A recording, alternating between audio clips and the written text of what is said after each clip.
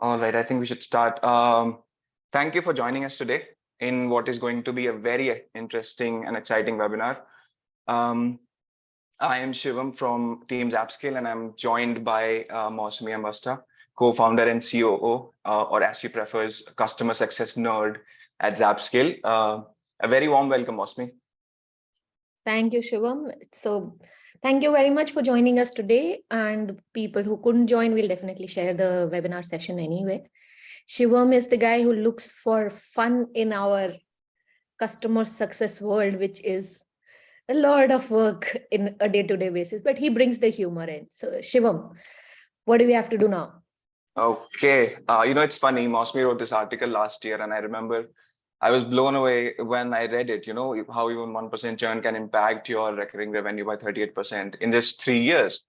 And I remember us discussing that we should have a webinar on this topic, definitely, and invite people from the SaaS industry for a discussion.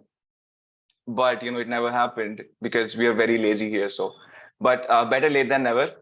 Please allow me for a little housekeeping before we get started. If you have any questions during the presentation, please type them into the question box or the chat box in your Zoom control panel. This webinar is divided into 6 sections, and I'll try to bring your questions in between the sections and at the end as well. Just in case we're not able to answer any question, don't worry, we'll get back to you with the answers via email. And now I will not eat up this webinar and let Mausmi take this forward. Over to you, Mausmi. Thanks, Shivam. So, I'll try to keep this interesting. There's a lot of math in it. So, we'll try to keep it fun so we don't get bogged down with numbers. So before I start, let me put a little bit of premise. So why exactly are we doing this? Why do we have to understand 1% churn? So as a customer success professional, our first objective always is to think of what outcomes or values we bring in the business. So for me, for customer success, I always think, what are the outcomes and values am I bringing for my business as a founder or as a business head? And therefore, that brought in thought of understanding how, if I am able to reduce my churn by 1%, what exactly does it do for my business? Do I really make a sea change in my business? Do I really bring something into my business? And what is it that I can tell my bosses or my investors as a founder right now that, we've been able to do this and the impact is why? Right. So the way I understand it right now, and I'm sure you will also see during the session, it is like one small change can have a massive impact in the business, but it needs to be seen from a longer term perspective. So it's like, that chaos theory where a small butterfly can result into a tornado. So it's small changes which can give massive impacts in the longer run. And that's what we're trying to see. And I hope that once you get through this webinar, you're able to put this together as a business case in your organization as to what amazing impact customer success can actually bring in the business. So let's go ahead from here.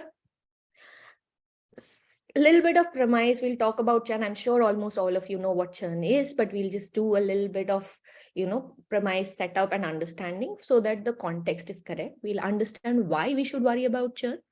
How should we measure churn? We won't go deep in that. We only go through a few key numbers. Then we understand what is the way to analyze churn, like how do we look at it? What do we look in the numbers? What are the world benchmarks and why it is important right now specifically? And then we'll go into the meat of the matter. What is the significant impact and how can you look at it? So let's start from what churn is. I will move through these sections quicker. Please, if you want me to go slow, please let me know. But I assume all of these things, all of you understand.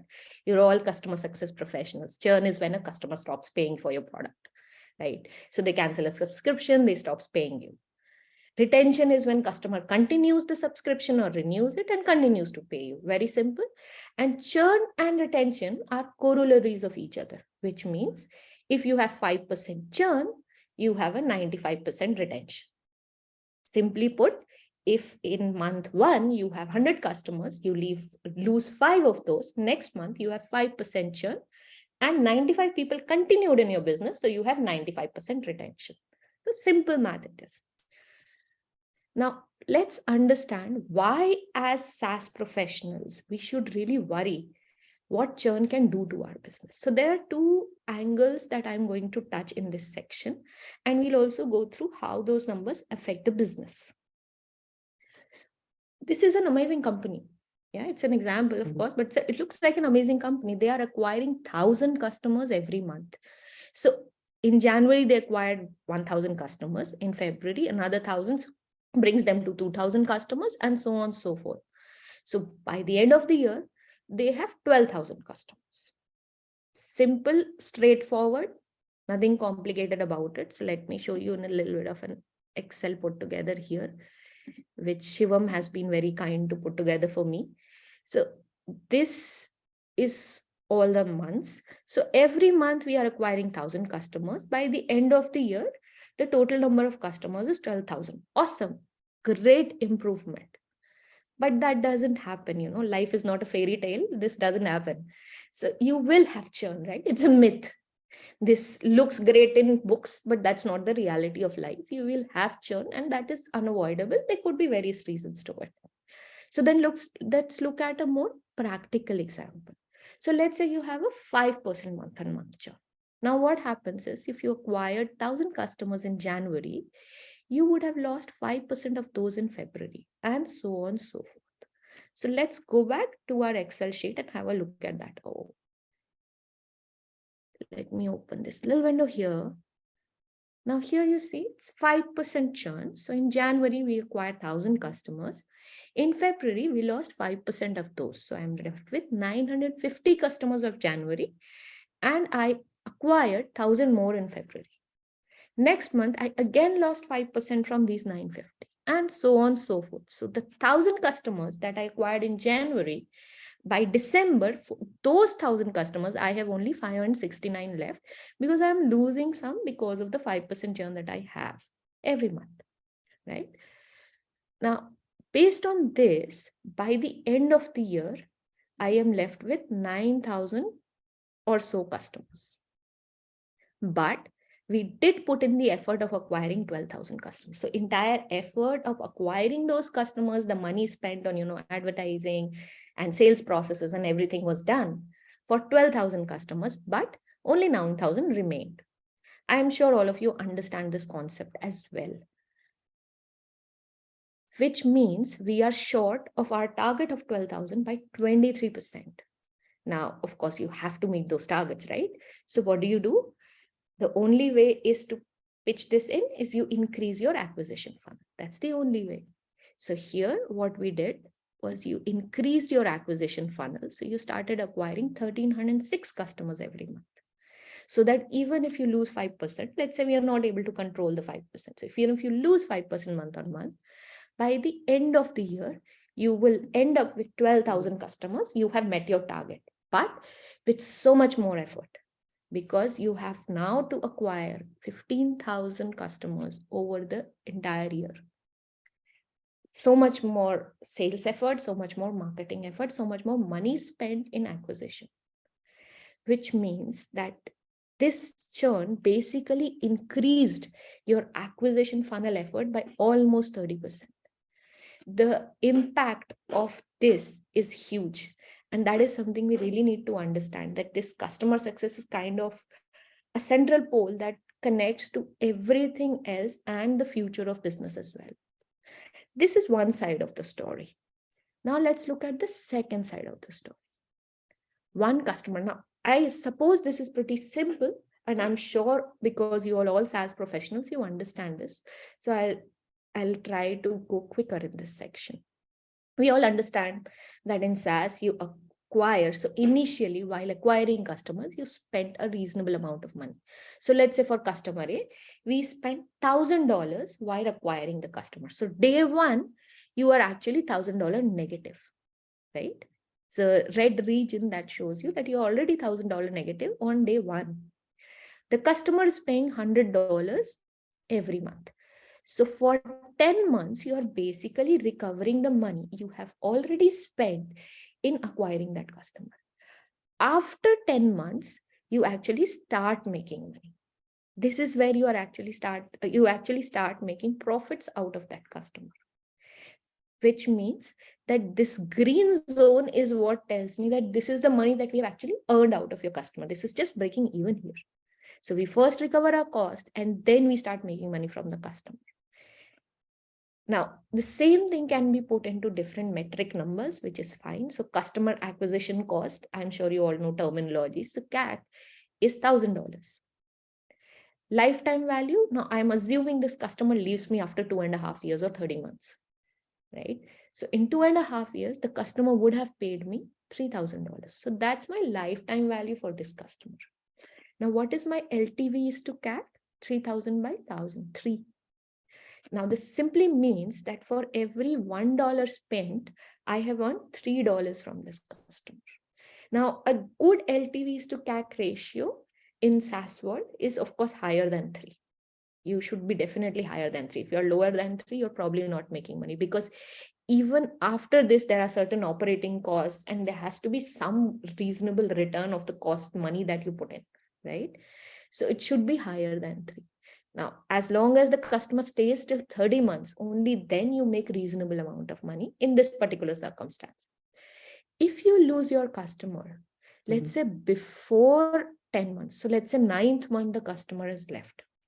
Now my LTV is to CAC in this case is 0.9. It's less than 1. And of course, you can clearly understand that you are actually losing money. You haven't recovered. You're losing $100, but you're losing that.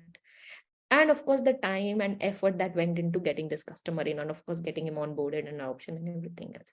So we all understand the concept that when in SaaS, there is a minimum timeline or lifetime of a customer where we need to make sure we retain them to actually make some meaningful money out of this. Now, these are two parameters or two areas which sort of explains to us why customer churn becomes such an important parameter in the business of SaaS. Now, how do you measure it?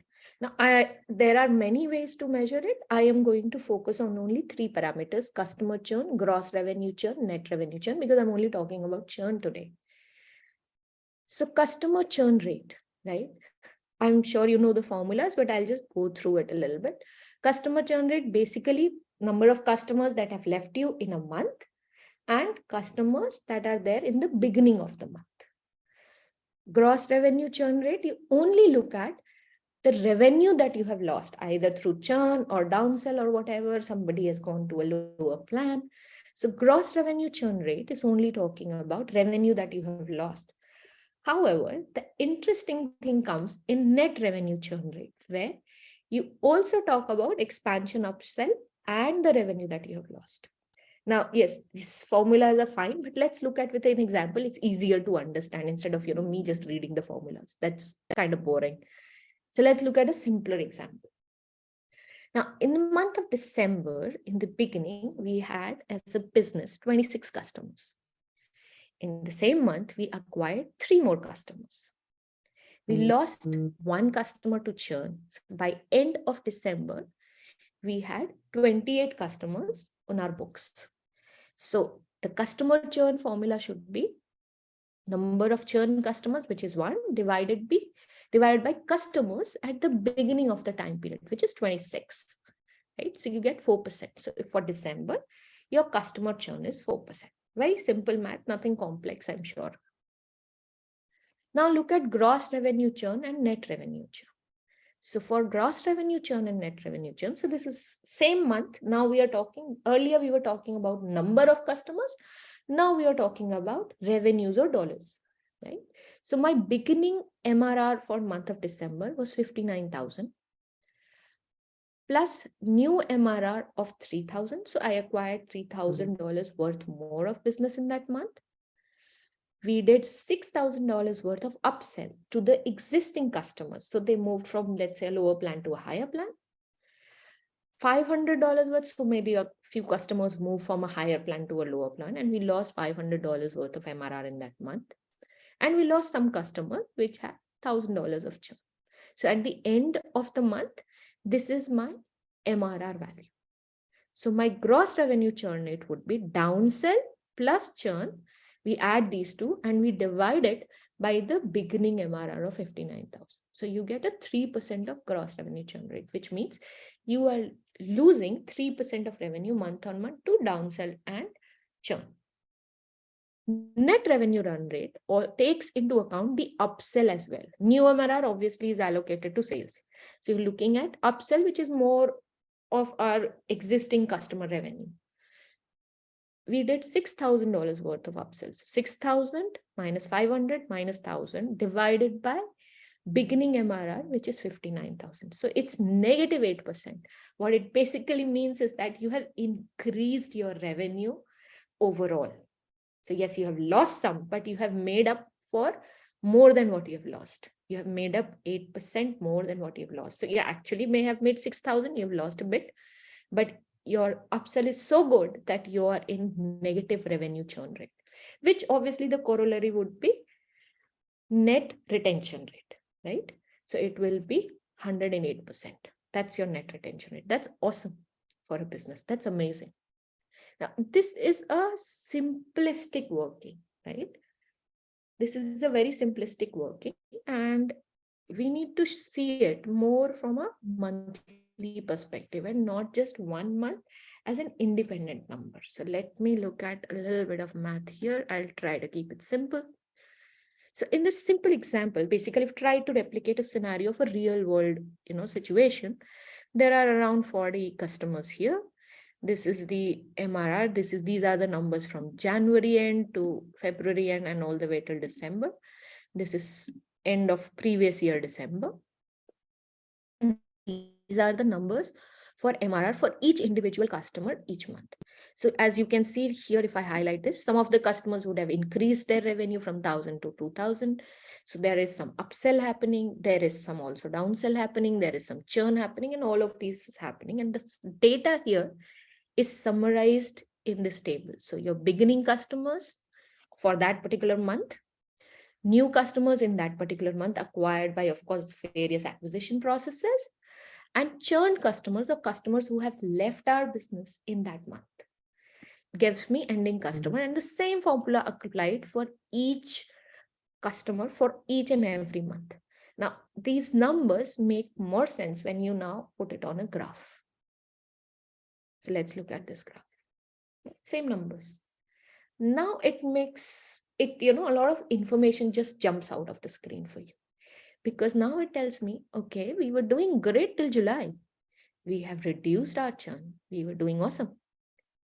And then suddenly something happened in August and something else happened in November.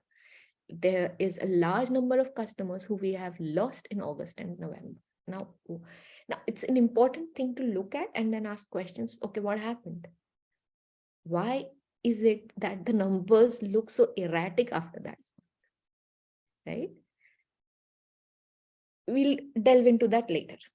Now let's go further. This is again the same information pulled together for beginning MRR, same formula that I showed you in presentation, new MRR, upsell MRR, downsell, and churn, and all of these numbers pulled together to give me gross revenue churn for these months and net revenue churn for these months. Okay.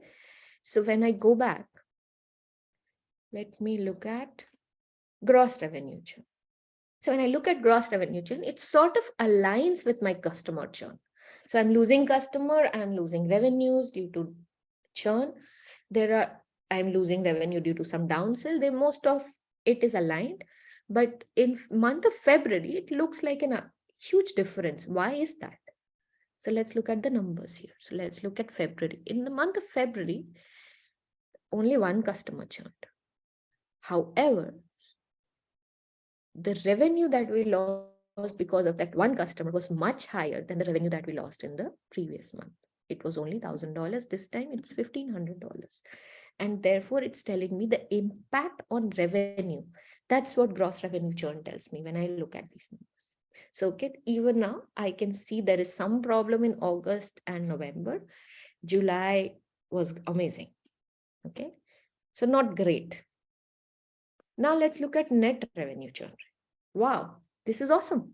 This is super, because my net revenue churn rate has gone from positive to negative, right? Which means I am making a lot more revenue out of my existing customers. That's absolutely great scenario for a business. a negative churn rate is what everyone aspires to get eventually, a negative net revenue churn rate. And that's where we are. So our business isn't bad. It's doing awesome, right? It's doing great. So even though we may have lost some customers and we may have lost some revenue, we are making more than up by doing amazing upsells. So as a business, we have increased our revenue. We have done great. However, this also means that it's a time to deep dive into what's happening here. Are these customers not good enough? Were they not the right fit? Or did we lose some opportunities here? Or are we just doing great in upsell, but not doing enough in terms of retaining our customers? So it's the time to deep dive. So it's important to always put these numbers over a time scale and then analyze any variations which may have come because of various strategic decisions, or if we don't know, we need to dig deep and find out what exactly happened in those scenarios.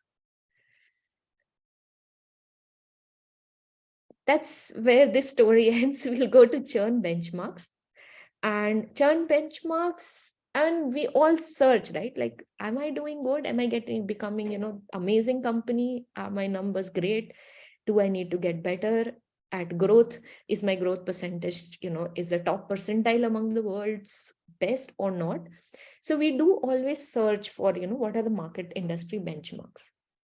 In case of churn, it's a little bit fuzzy because there are a lot of parameters that come into picture, but there are some generic guidelines. Typically for B2B SaaS, I mean, I'm sure 5% is okay for customer churn and gross revenue churn. 0% obviously is awesome, but it's very hard.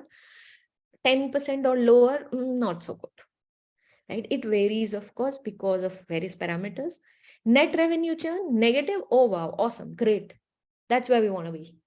0%, not too bad at all.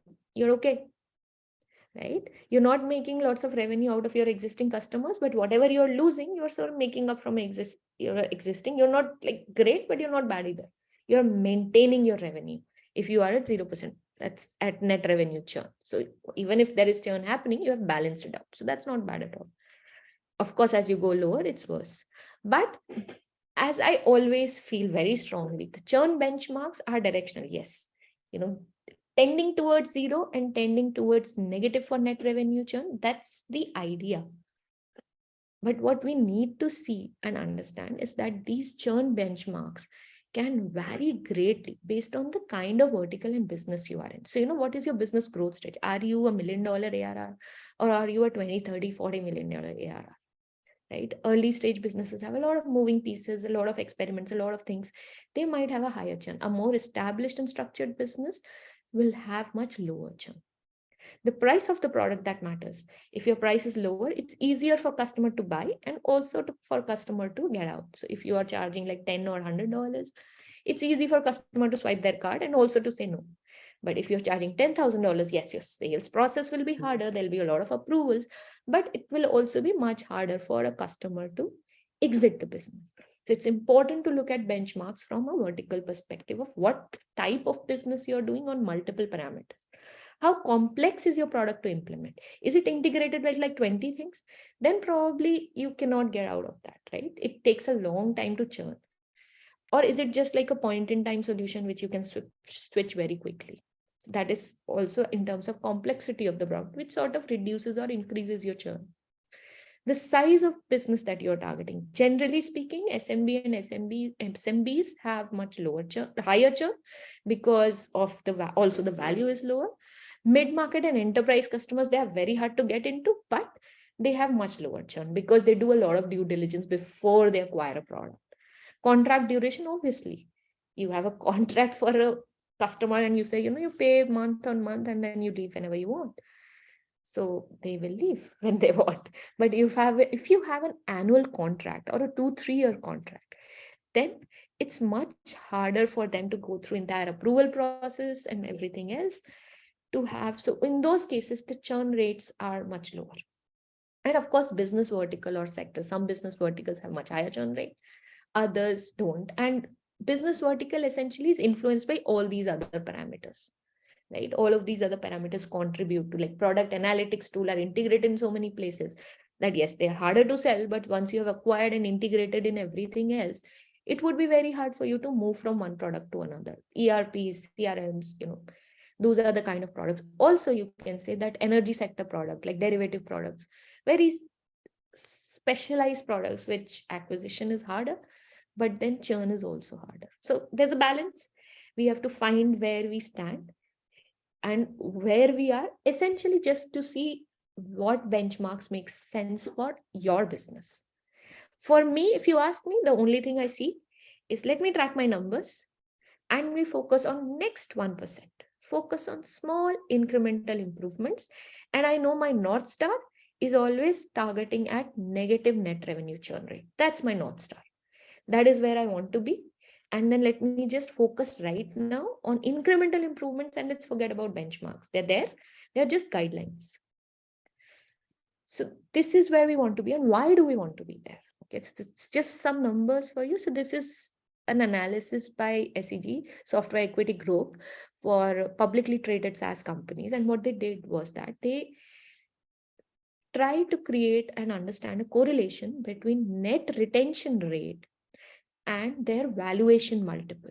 Now, typically a valuation multiple is, let's say if your revenue is $10 million and you are getting a valuation of 10x, then your valuation is $100 million. So this X that you see on the left column is basically multiple of how many multiples of your revenue valuation are you getting.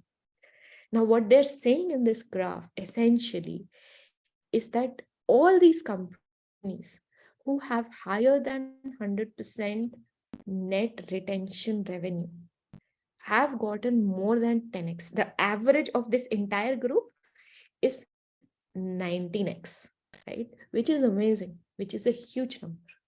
So if you want to increase the valuation of your business, that your company will be valued higher and higher, then the net retention rate is the key, which sort of really affects how you are valued in that scale. Zoom is, of course, a huge outlier, but on an average, 19x is an amazing number. And that tells you how important the correlation between net retention rate and valuation is at this point. So now, yes, Shivam. Yeah, I was reading about this company Snowflake, which is a company that offers cloud-based data storage solutions. And I read that it had been clocking more than 160% NRR over the last few years. I mean, these are crazy numbers and it really tells how focused these companies are towards preventing churn. Yes, absolutely. And I am very surprised when people say that Snowflake doesn't do customer success. Snowflake has made customer success as a part of their DNA.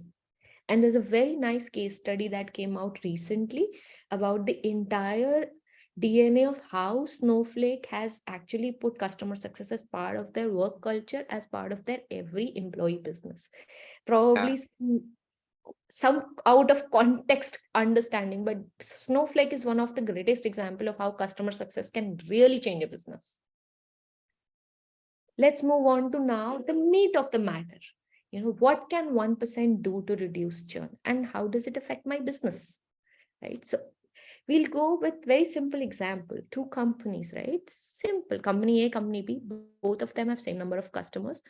Both of them have same price products, $1,000 each, but they have one and only one key difference.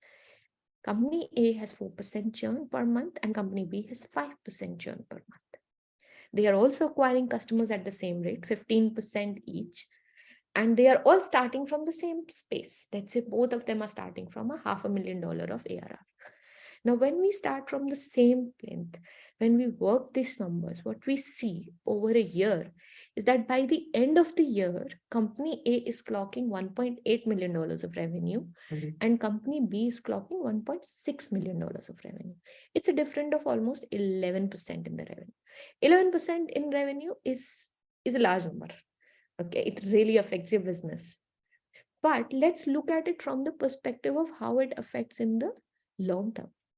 Now, yes, a lot of businesses here either bootstrapped or VC, or even if it is a long-running business, the business always needs to be valued. Now, typically, let's say that you're valued at 10x.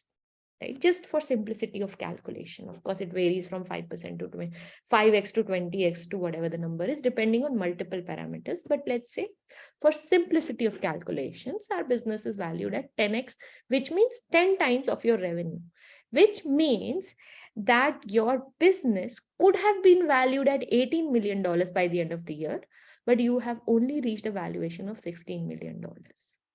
That's big for a company which is growing. And if you pull it out for a 3-year period, 3 years, the difference has become so much big. The difference in revenue is 21 and 50, which means the difference is valuation is 210 to 156 million, right? It's a 38.5% difference. It's a difference between a company which could become a unicorn and the other one who keeps hoping to reach there in a much longer time. That's the difference. That's the magic of that 1%. So when I did this, all this working, I thought, okay, let me expand this and understand more. Does it vary? Let me do 4, 5, 6, 7, 8, like every 1%. Does every 1% have the same impact in my math and in my overall revenue? And that's exactly what I started seeing, that every 1% change is bringing about 38% of change in the revenue. Each 1%, they're all 38, 39 in that range, and which was very interesting. That means if I say I have reduced 1% churn, I have actually increased the business revenue by 38% in 3 years. I have done magic. That's what I have achieved. When I look at here, so it's the same numbers, of course, in the graph, and the difference, as you can see, between 8% and 4%. I mean, it's there's nothing to say about it. It's like 4 times, right? The huge amount in difference in revenue and valuation, just by focusing on that 1%. Of course, I know it's not that easy. It's very hard to do that. And we are not going into the mechanics of how to reduce churn, but that 1% is what needs to be our target. The next thing which I wanted to see is, let me check if I change the price per month, and does it change? So if I'm selling, let's say $100 product or a $10,000 product, does the difference change where all the parameters remain same? Absolutely not. It is still the same percentage points. The same percentage points that tells me that 1%, whether you are a $10,000 ACV product or a $100 ACV product. That's the difference. The only place where we see a little variation is when you change the acquisition funnel, which is adding new customers per month. So if your acquisition funnel is much more powerful, then it sort of reduces the problem a little bit, right? Which is what we saw in the churn discussion early in the webinar. So it sort of reduces the impact, but it's really hard. Increasing acquisition funnel from, let's say, 15% month on month to 20% is really large. Same goes for 10. If your acquisition funnel is only 10%, of course, the difference becomes larger, right? So now I think we have already come to the end of our webinar. I don't know how long I've been speaking, Shivam, so please do let me know. What I would really like to let all of you know is that we would be sharing this entire sheet. And here, if you can see, you can model your churn, put your own numbers, see how it impacts. You'll be able to see a graph at the bottom of this. And of course, all the percentage numbers right here for year 1, year 2, and year 3. Put your numbers, whatever your numbers are right now. These yellow sections are ones that you can edit. We'll be sharing this Excel sheet to everyone who has joined, and you can see what impact your business that you can bring. And if you need any help, we are around here. Okay. All right. There we go, Shivam. Yeah, great session, Mausmi. I think we exceeded by like 5 minutes, but it's been really, really interesting things to learn. I would like to request all the participants, if they have questions, please put them into the Q&A box. Mausmi would love to answer your questions. Smita Mishra says, very, very insightful, Mausmi. Thank you. Thanks, Smita. And if you have any more questions, if you can't think of it, I'm anyway available. right? I am available, right? Somewhere. Yes, I am available on LinkedIn. There's an email and of course a Calendly link in case you want to have a chat. I really enjoy talking about, these customer success core problems that people face and how do you, articulate it in terms of numbers that your CFO can understand and understand the value that customer success brings in the business. Because it's very important to put those numbers in the right perspective and to get the right focus within the customer success space. And that's what we are trying to do. So I hope this session was valuable and I hope we can join us again in future, of course. And please do give us your feedback. Really would like to know if there is something more that we can do or how we can improve these sessions. Yeah, Shivam, I think, we have a question. Someone has asked, are there any standard churn models in place today to predict churn? while working on this, I did a lot of research because that's what you do, right? You go on Google and you start searching what is out there. So I did a lot of research. You will find the references in the blog, of course. But I could not find a model which was built from this perspective in a structure which could be used. So that's the attempt of trying to build this model. And if you want anything more in this model, please do let us know. But we'll continue to work and refine this. So it becomes as and more when it becomes more and more generic for every business to apply their own numbers and see, it's to empower CS professionals to put their numbers, get some information out of it, and to be able to create a deck to present to their CFOs. That's the effort that we are trying to bring in this business. Thank you. I hope that answered the question. There's one more. What is the first step towards reducing churn by even a 1%, in your opinion? What would be the first step to do that? Well, if I was in your place, the first thing I would do is I would start doing analysis of my data. I would look at my numbers, what are my churn and what are the reasons of churn. That's the first step, because unless and until we understand where we are, what are the reasons, only then we can start reducing anything. Absolutely. Yeah. That's the first step of start doing that analysis. That's what I believe. Thank you, Mausmi. Do we have any more questions? I would just wait for one more minute before we close the session. So if you have any questions, you can put in your question in the Q&A session. Zin says that such a great webinar, very insightful. Thank you. Thank you, Zin and Taleha. You can connect me on LinkedIn. I'm available. Okay. Thank you everyone for attending this webinar. It was great to have you. And as Mausmi said, if you would have any questions, please do reach out to us. Also, I'll be sending this presentation and the model your churn worksheet to each one of you in the next 24 hours. One more thing, as soon as you leave the webinar, you will receive a small survey, which really helps us to make our webinars better. It's just a couple of questions, so please do participate in that as well. Now, on the behalf of entire ZapScale team, have a great rest of the day. We hope to see you in the next webinar. Thank you all. Thank you very much. Have a good day, everyone. And please do let us know what more you would like us to work on. All right. Have a great day. Bye-bye. Mausmi, we have one question.